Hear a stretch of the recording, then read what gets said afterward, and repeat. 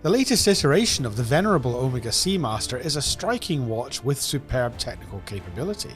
However, would you buy it if you actively sought a professional dive watch? The hard truth is that most Omega Seamasters, for that matter all dive watches, never go near a drop of water, and here at WatchGecko we are pretty sure Omega have cottoned on to this, and that's why they've presented us with a £5,200 super high-end fashion watch capable of going subaquatic if you choose to take it there. Now, we're not ones for sweeping judgments, so let's take a look at the watch in detail. On my wrist, I have a 2023 Omega Seamaster Professional Diver 300 meter Co-Axial Master Chronometer in a 42mm stainless steel case. The standout feature of this watch is undoubtedly the blue ceramic bezel with a white enamel diving scale. The dial is matching polished blue ceramic and features the classic Seamaster laser engraved waves and a date window at 6 o'clock. The always divisive skeleton hands remain, and raised indices are rhodium plated and filled with white superluminova, while the helium escape valve has the newer conical design. The watch is powered by the Omega Master Chronometer caliber 8800, but more about that later. The lug width is 20mm, so there's lots of opportunity for strap swapping.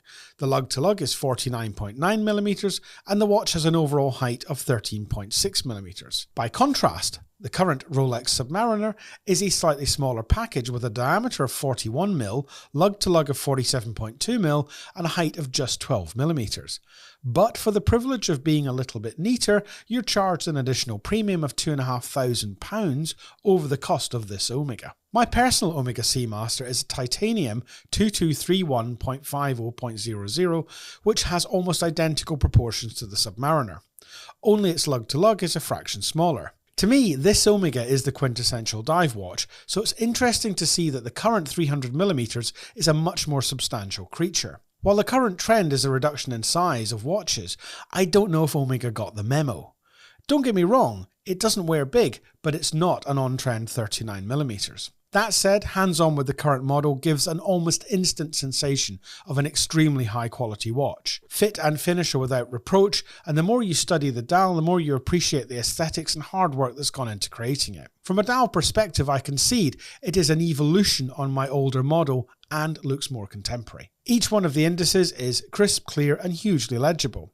The wave pattern is now visible from almost all angles and resembles map contours. There is lots of text on the dial, but it is somehow far more subtle than the Rolex Submariner, and the ZR02 denoting zirconium oxide ceramic is so subtle you can hardly see it. The minute track is a beautiful design with blocks of 4 minutes, separated by individual line markers rather than the traditional uninterrupted track, which really is very beautiful. The ceramic bezel is purposeful and provides an excellent grip despite the shallow scalloping synonymous with the Seamaster.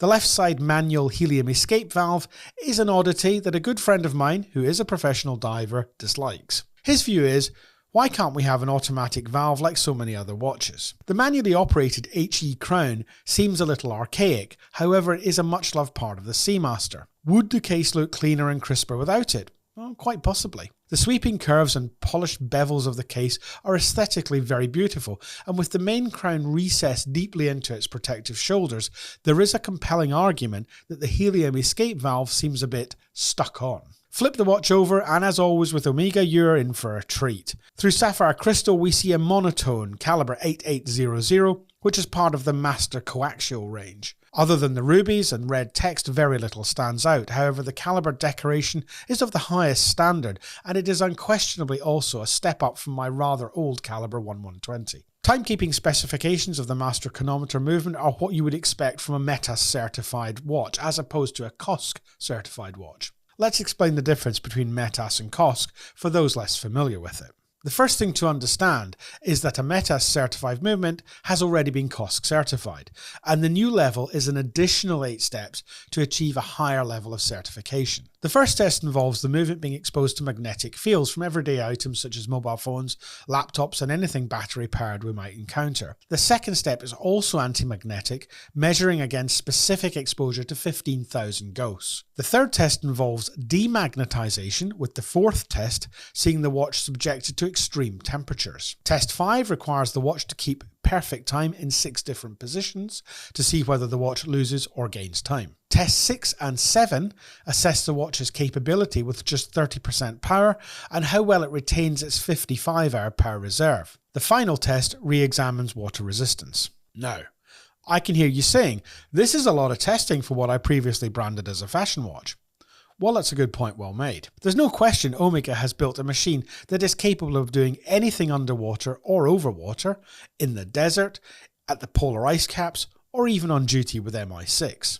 The watch is a truly outstanding tool watch that can stand shoulder to shoulder with some of the greats.